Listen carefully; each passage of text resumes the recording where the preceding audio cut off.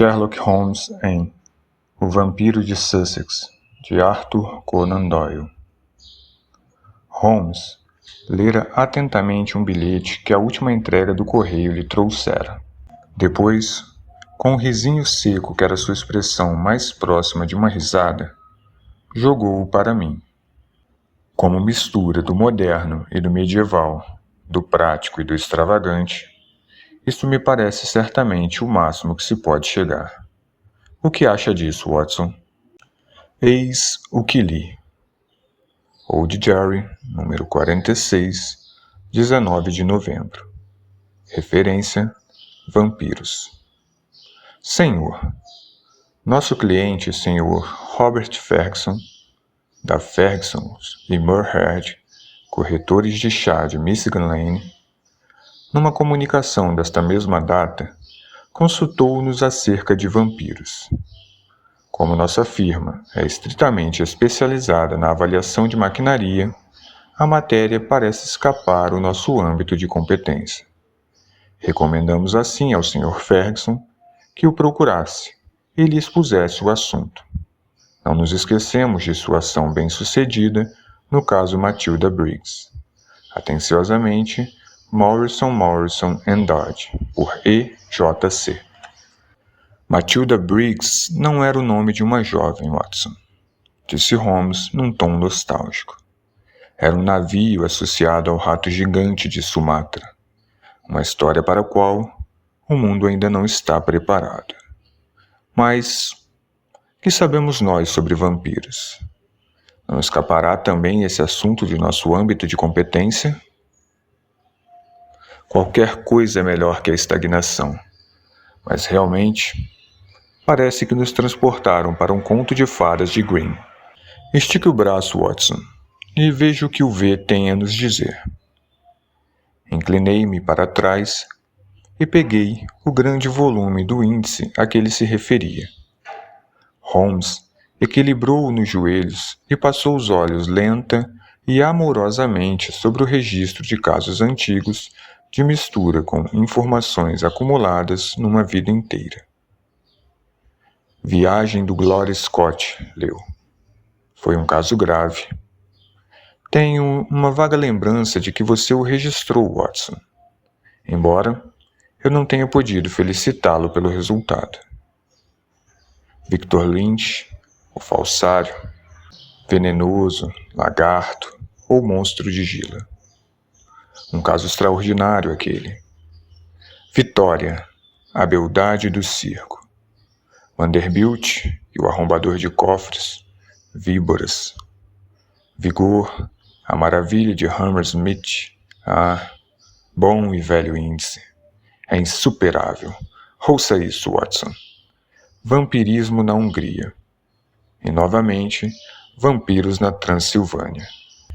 Virava as páginas com sofreguidão, mas depois de um breve e atento exame, deixou o grande livro cair com um rosnado de decepção. Tolices, Watson, tolices!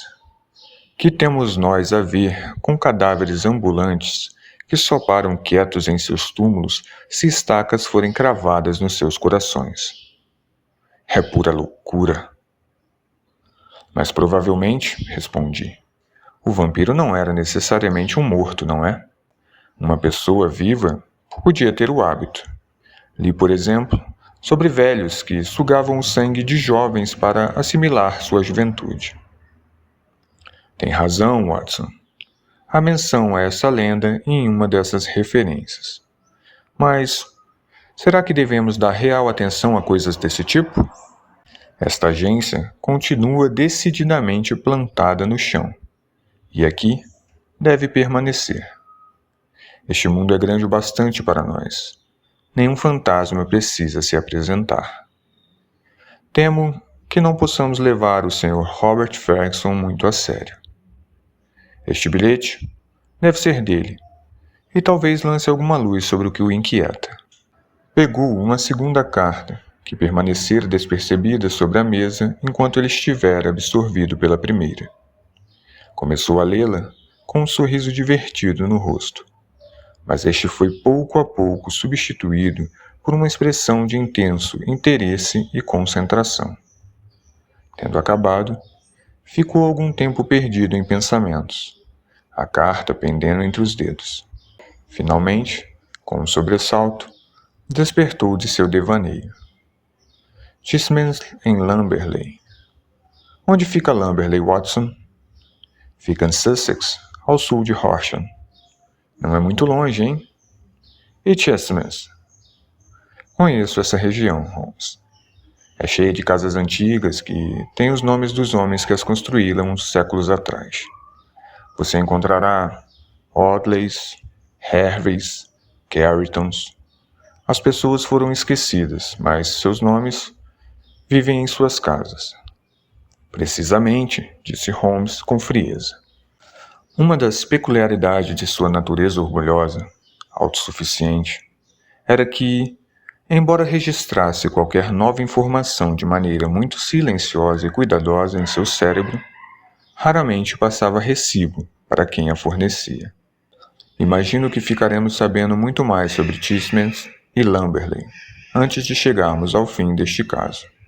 Esta carta, como supus, é de Robert Ferguson. A propósito, ele diz conhecê-lo.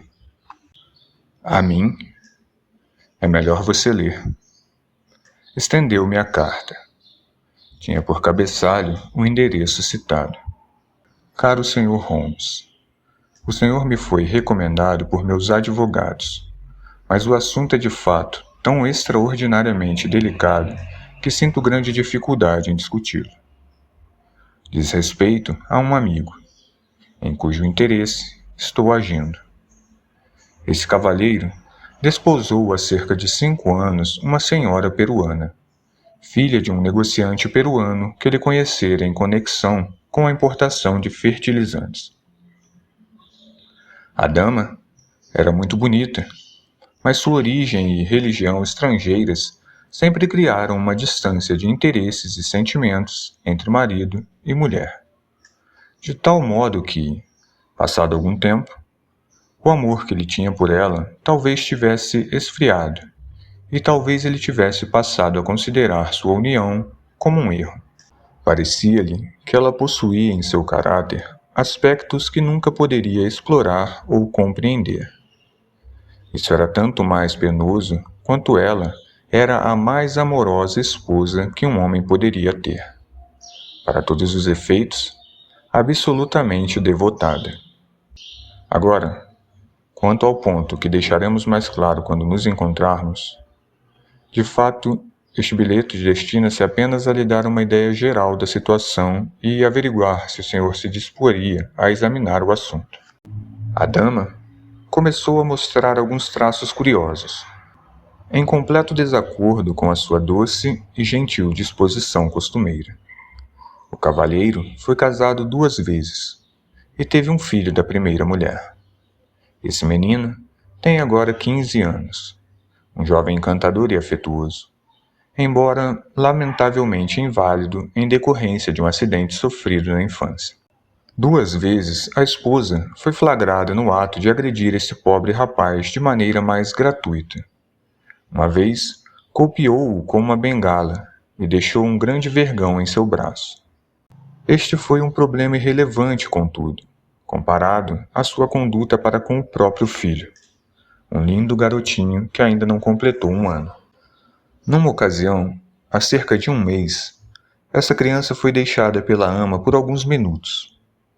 Um grito alto da criança, como se de dor, fez a ama voltar. Ao entrar correndo no quarto, ela viu sua patroa, a senhora, debruçada sobre o bebê e visivelmente mordendo-lhe o pescoço. Via-se ali um pequeno ferimento, do qual um filete de sangue escorria. A ama ficou tão horrorizada que desejou chamar o marido, mas a senhora lhe implorou que não o fizesse e, de fato, lhe deu 5 libras como paga por seu silêncio. Nenhuma explicação jamais foi dada e, por algum tempo, o assunto foi deixado de lado. Aquilo causou, contudo, uma impressão terrível na mente da ama, e daquele momento em diante, ela passou a observar atentamente a patroa e manter uma vigilância mais estreita sobre o bebê. a quem amava ternamente. Parecia-lhe que, assim como ela observava a mãe, esta por sua vez a observava, e que cada vez que era obrigada a deixar o bebê sozinho, a mãe estava à espera, querendo se aproximar dele. Dia e noite, a ama protegia a criança, e dia e noite, a mãe, silenciosa, vigilante, parecia estar à espreita, como um lobo com um cordeiro. Isso deve lhe parecer inacreditável, mas peço-lhe que considere o caso seriamente, pois dele dependem a vida de uma criança e a sanidade de um homem. Finalmente, chegou um dia pavoroso em que não foi mais possível esconder os fatos do marido. A resistência da ama se esgotara. Ela não conseguiu mais suportar a tensão e confessou tudo para o homem. A história lhe pareceu tão fantástica quanto deve estar parecendo ao senhor agora. Ele sabia que a mulher era uma esposa amorosa e, exceto pelas agressões ao enteado, uma mãe amorosa. Por que então haveria de ferir seu próprio bebezinho?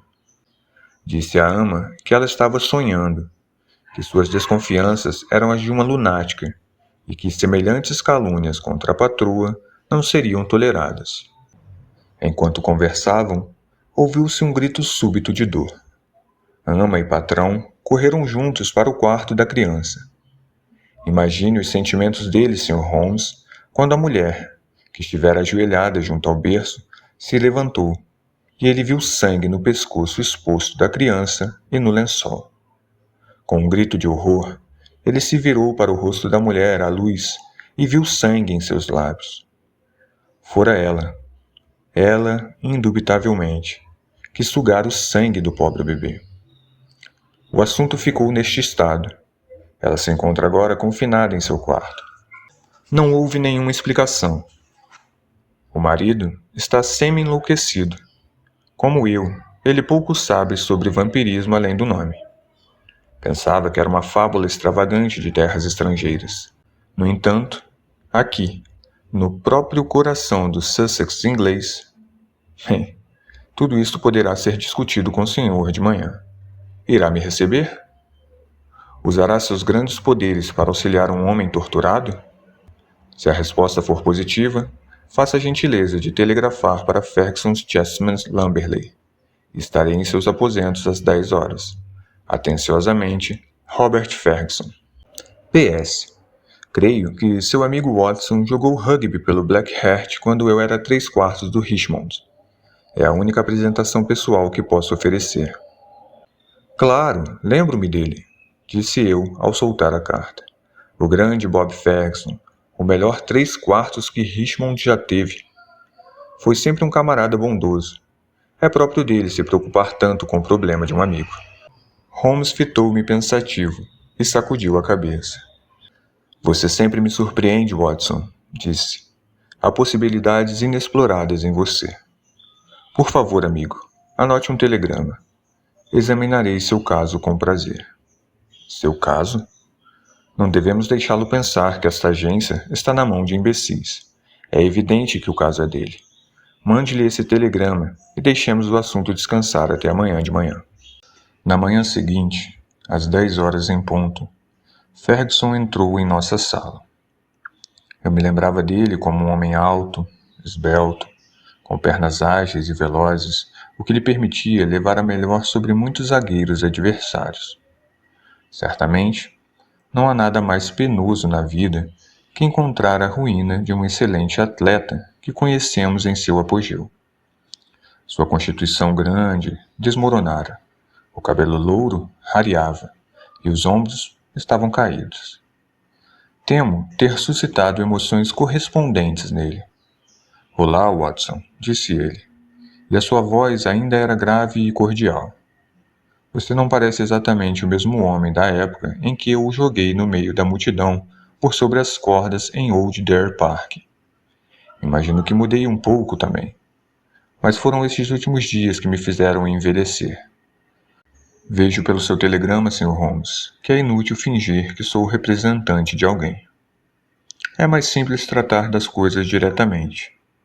Mas pode imaginar como é difícil falar da única mulher que temos o dever de proteger e ajudar? Que posso fazer? Como posso ir à polícia com uma história como esta? No entanto, as crianças têm de ser protegidas. Será loucura, Sr. Holmes? Será alguma coisa no sangue? Teve algum caso parecido em sua experiência? Pelo amor de Deus, dê-me algum conselho, pois estou completamente desorientado. É muito natural, Sr. Ferguson. Agora, sente-se aqui, recomponha-se e dê-me algumas respostas claras. Posso lhe assegurar que não estou nem de longe desorientado e que tenho certeza de que encontraremos uma solução.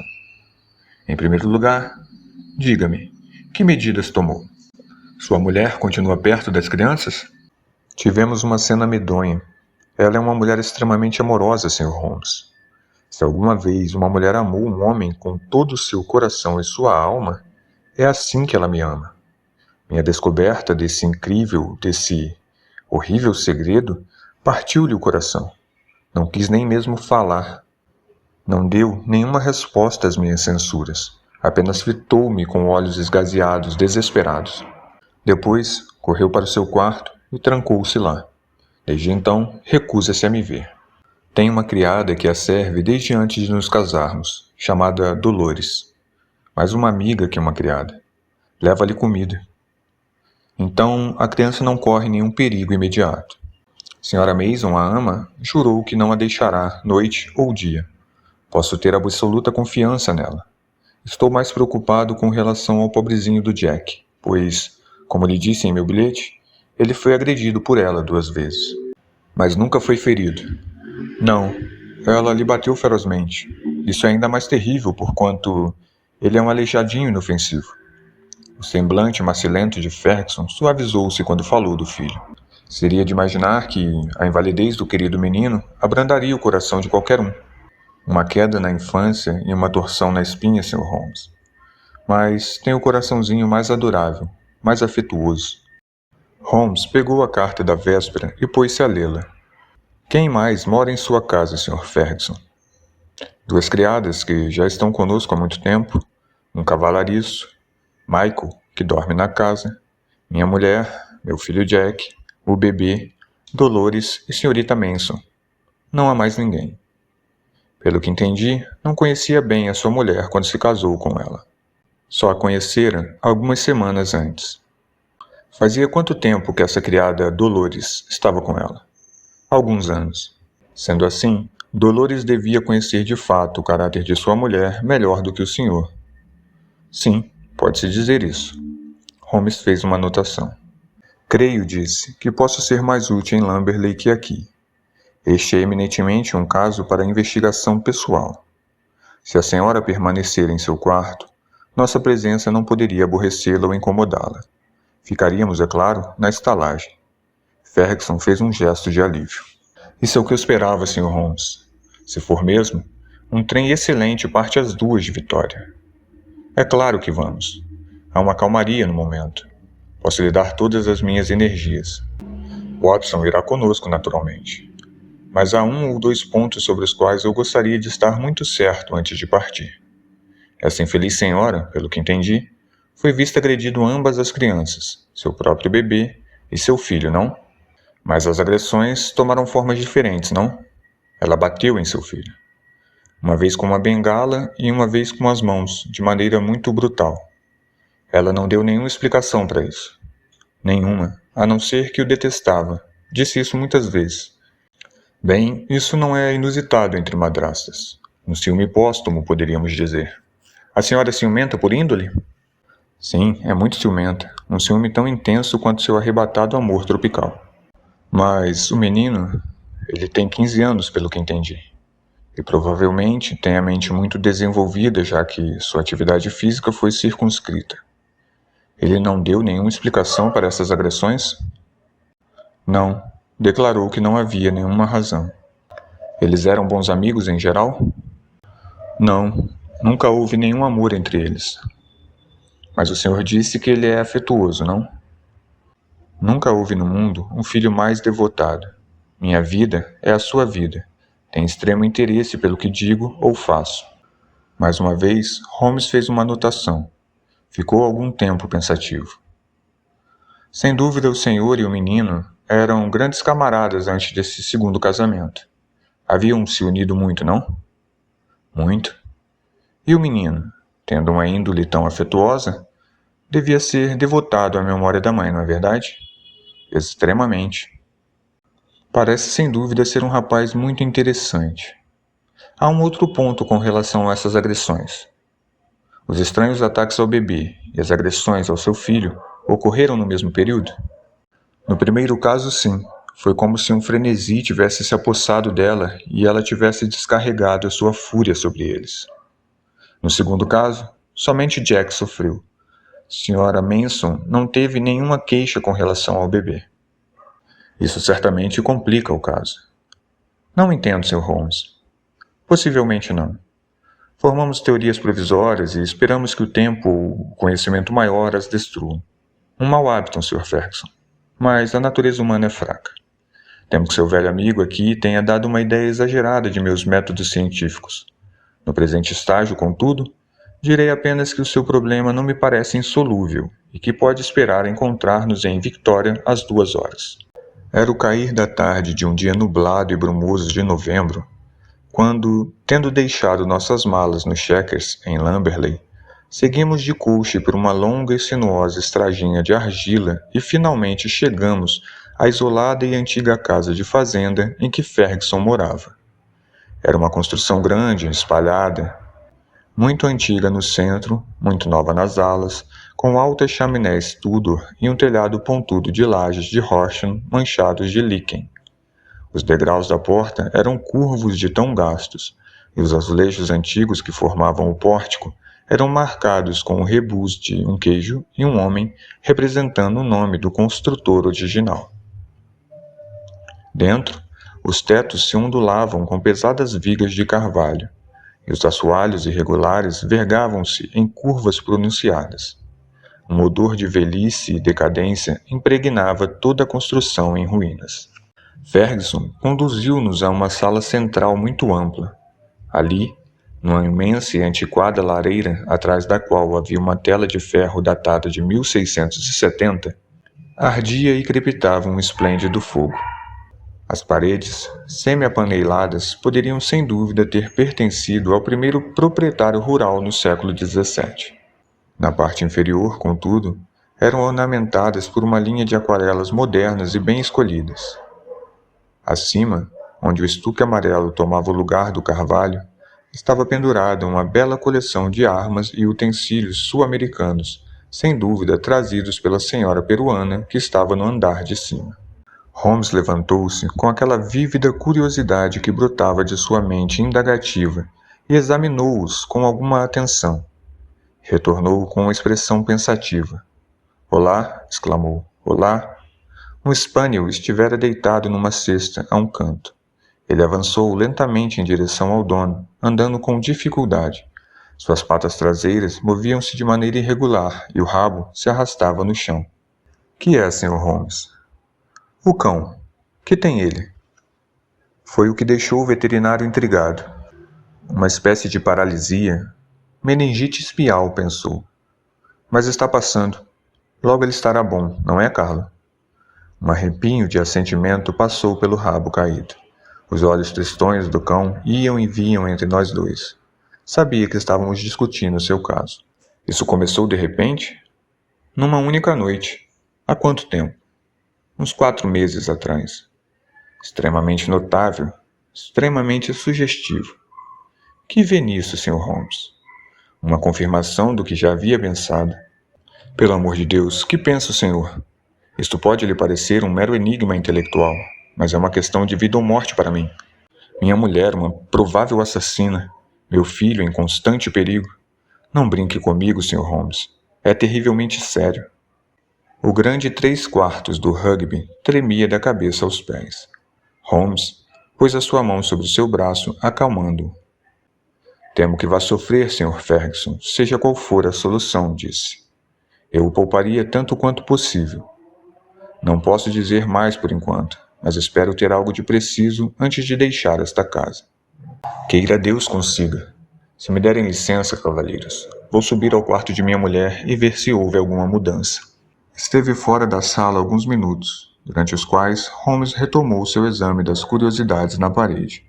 Quando nosso anfitrião voltou, ficou claro pelo seu semblante carregado que não fizera nenhum progresso. Trouxe consigo uma moça alta e magra, de rosto moreno. O chá está pronto, Dolores, disse. Veja se a sua patroa tem tudo que pode desejar. Ela é muito doente, exclamou a moça, fitando o patrão com olhos indignados. Não pede comida, muito doente, precisa de doutor. Tem medo de ficar sozinha com ela sem doutor. Ferguson olhou para mim com uma pergunta nos olhos. Eu ficaria satisfeito se pudesse ser útil. Sua patroa receberia o Dr. Watson? Eu levo ele. Não pede licença. Ela precisa de doutor. Então vou com a senhorita agora mesmo. Segui a moça que tremia, tomada de forte emoção, escada acima e ao longo de um antigo corredor. Na ponta havia uma pesada porta com reforços de ferro. Ao vê-la, ocorreu-me que, se Ferguson tentasse abrir caminho à força até a mulher, encontraria considerável dificuldade. A moça tirou uma chave do bolso e as pesadas pranchas de carvalho rangeram nos seus velhos gonzos.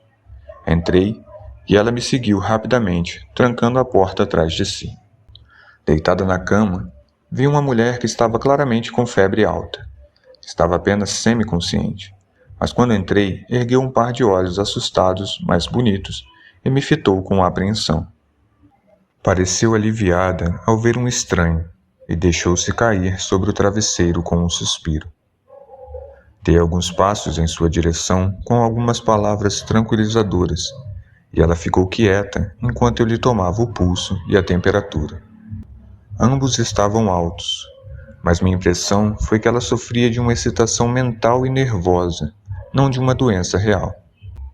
Ela deitada assim 1 dia, 2 dias. Medo ela morrer, disse a moça. A mulher virou seu rosto afogueado e bonito para mim. Onde está o meu marido? Está lá embaixo e gostaria de vê-la. Não o verei, não o verei. Em seguida, pareceu resvalar no delírio. Um demônio, um demônio. Oh, que devo fazer com este diabo? Posso fazer alguma coisa para ajudá-la? Não, ninguém pode ajudar.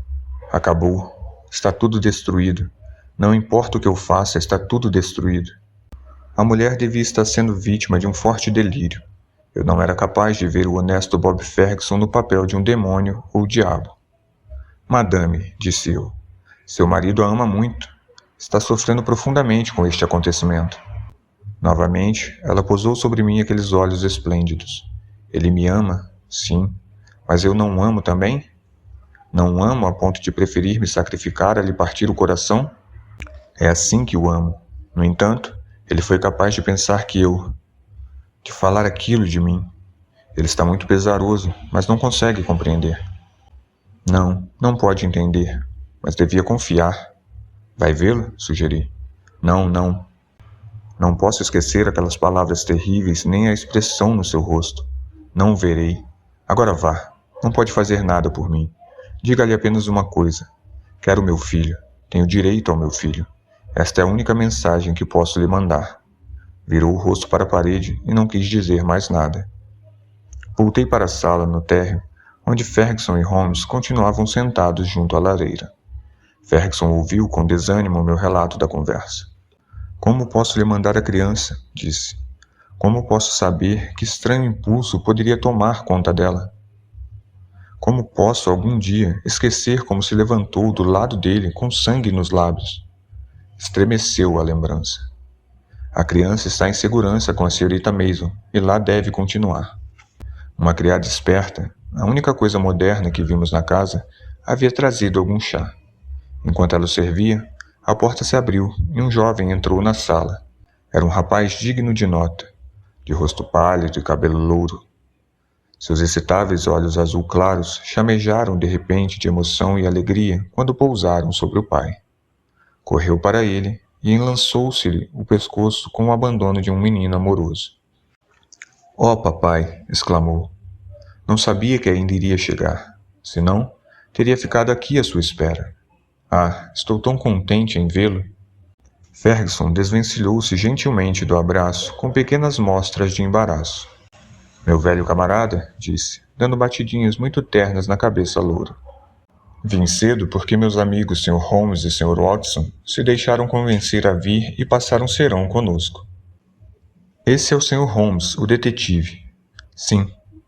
O rapazinho lançou-nos um olhar muito penetrante e, ao que me pareceu, inamistoso. E o seu outro filho, Sr. Ferguson? Perguntou Holmes. Poderíamos conhecer o bebê? Peça à Sra. Mason que desça com o bebê, disse Ferguson. O menino saiu, tropegando de uma maneira curiosa que revelou aos olhos médicos que ele sofria da espinha.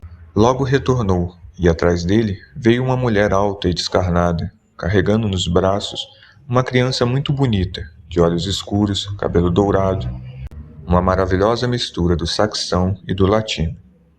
Ferguson tinha evidente amor por ela, pois a tomou nos braços e a afagou com grande ternura.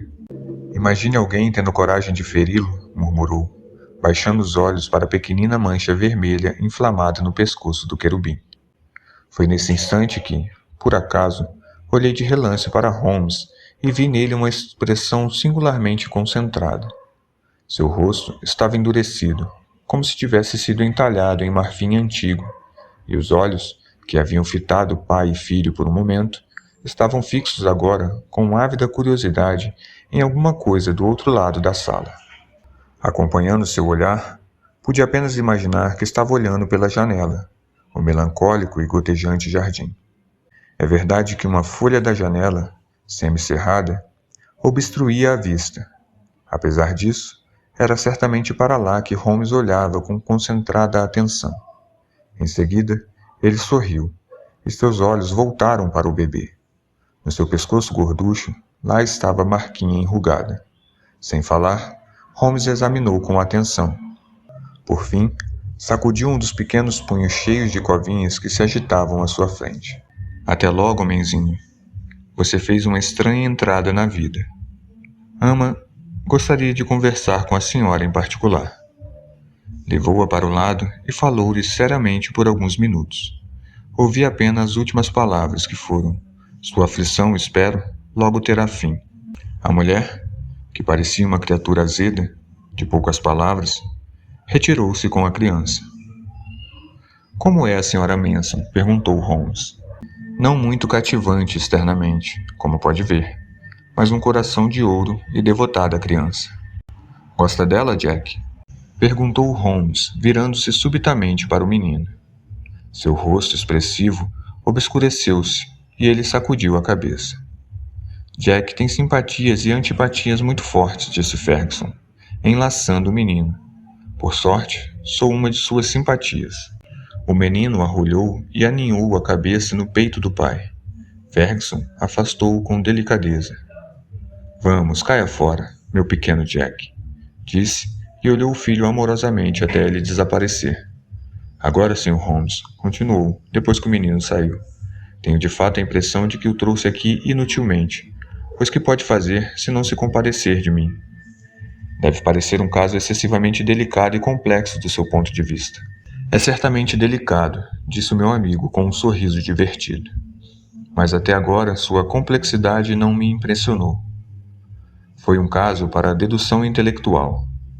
Mas quando a dedução intelectual original é confirmada ponto por muitos incidentes independentes, o subjetivo torna-se objetivo, e podemos dizer com confiança que atingimos a nossa meta. Na verdade, eu a atingira antes de deixarmos Baker Street, e o resto foi mera observação e confirmação. Ferguson levou a sua mão grande à testa franzida. Por Deus, Holmes, disse com voz rouca, se puder dizer a verdade nesse assunto, não me mantenha em suspense. Em que posição eu fico? Que devo fazer? A mim pouco me importa como descobrir os fatos, contanto que realmente os conheça. Certamente, eu lhe devo uma explicação, e o senhor a terá. Mas permita-me lidar com o assunto à minha própria maneira.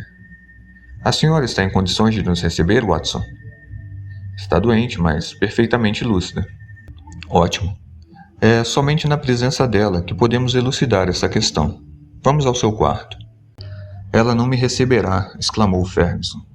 Ah, sim, receberá, disse Holmes. Escreveu algumas linhas numa folha de papel. Você, pelo menos, tem o direito de entrar, Watson.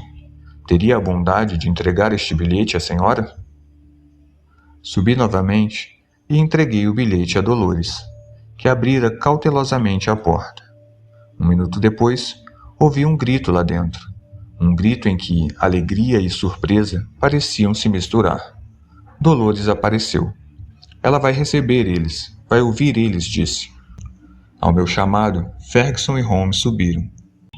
Quando entramos no quarto, Ferguson deu 1 ou 2 passos em direção à esposa que se soerguera na cama, mas ela levantou a mão para afastá-lo. Ele caiu numa poltrona, enquanto Holmes se sentava ao lado dele, depois de fazer uma vênia para a dama, que o fitava de olhos arregalados, muito espantada. Creio que podemos dispensar Dolores, disse Holmes. Oh, muito bem, madame. Se prefere que ela fique, não vejo inconveniente. Agora, Sr. Ferguson, sou um homem ocupado, muito requisitado, e meus métodos têm de ser breves e diretos. A cirurgia mais rápida é a menos dolorosa. Deixe-me dizer primeiro o que o tranquilizará. Sua esposa é uma mulher muito boa, muito amorosa e muito maltratada. Ferguson ficou ereto na cadeira com um grito de alegria. Prove isso, Sr. Holmes, e eu lhe serei eternamente devedor. É o que farei, mas com isso terei de feri-lo profundamente em outra direção. Nada me importa, contanto que... Inocente, minha mulher. Tudo na terra é insignificante comparado a isso. Permita-me contar-lhe, então, a cadeia de raciocínios que passou por minha mente em Baker Street. A ideia de um vampiro me parecia absurda. Essas coisas não acontecem na prática criminal na Inglaterra. No entanto, sua observação foi precisa. O senhor viu sua mulher se levantar de junto do berço da criança com sangue nos lábios. Vi. Não lhe ocorreu que uma ferida pode ser sugada para algum outro fim que não extrair sangue dela? Não houve uma rainha na história da Inglaterra que sugou uma ferida assim para extrair-lhe o veneno? Veneno? Um lar sul-americano. Meu instinto sentiu a presença dessas armas na parede antes que meus olhos a vissem. Poderia ter sido outro veneno, mas foi isso que me ocorreu. Aquela pequena aljava vazia junto ao arco foi exatamente o que eu esperava ver. Se a criança fosse atingida por uma daquelas flechas embebidas em curare ou alguma outra droga diabólica, isso significaria morte se o veneno não fosse sugado. E o cão? Se alguém fosse usar um veneno como esse, não experimentaria primeiro para ver se não havia perdido o poder? Eu não previ o cão, mas pelo menos o compreendi, e ele se encaixou em minha reconstituição. Compreende agora? Sua mulher temia um ataque desse tipo. Ela o testemunhou e salvou a vida da criança. Não quis, porém, lhe contar toda a verdade, pois sabia o quanto o Senhor amava o seu filho e temia que isso lhe partisse o coração. Jack? Eu observei quando o Senhor afagou o bebê há pouco. Seu rosto se refletia claramente no vidro da janela, onde a folha fazia um pano de fundo. Havia ali tamanho ciúme, tamanho ódio cruel, como raramente vi num rosto humano. Meu Jack! O senhor tem de encarar isso, Sr. Ferguson. É ainda mais penoso porque foi um amor distorcido, um amor exagerado e maníaco pelo senhor, e possivelmente pela mãe falecida, que o inspirou a sua ação. Ele tem a alma consumida pelo ódio por essa esplêndida criança, cuja saúde e beleza contrastam com sua pobre debilidade. Meu Deus, é incrível! Eu disse a verdade, madame? A senhora soluçava, o rosto enterrado nos travesseiros. Nesse momento, ela se virou para o marido. Como eu podia lhe contar, Bob? Senti o golpe que seria para você. Era melhor que eu esperasse e que isso viesse de outros lados que não os meus. Quando este cavalheiro, que parece ter poderes mágicos, escreveu que sabia de tudo, fiquei feliz. Penso que 1 ano no mar seria minha prescrição para Jack, disse Holmes, levantando de sua cadeira. Somente uma coisa continua obscura, madame. Podemos entender perfeitamente suas agressões a Jack. A paciência de uma mãe tem limites. Mas como teve coragem de deixar seu filho estes 2 últimos dias? Eu havia contado para a Sra. Mason. Ela sabia. Exatamente, foi o que imaginei. Ferguson estava de pé junto à cama, engasgado, as mãos estendidas e trêmulas. Pelo que vejo, Watson, chegou a hora de nos retirarmos, disse Holmes num sussurro. Se puder segurar um cotovelo da fidelíssima Dolores, eu pegarei o outro. Pronto. Agora, acrescentou fechando a porta atrás de si. Creio que podemos deixá-los decidir o resto entre si. Só tenho mais uma anotação sobre esse caso. É a carta que Holmes escreveu numa resposta final àquela com que esta narrativa começa. Diz ela: Baker Street, 21 de novembro, referência vampiros. Senhor, com relação à sua carta do dia 19, venho declarar que considerei a indagação do seu cliente, Sr. Robert Ferguson, da Ferguson e Moorhead, corretores de chá de Michigan Lane, e que o assunto foi conduzido a uma conclusão satisfatória. Agradecendo sua recomendação, atenciosamente, Sherlock Holmes. Fim.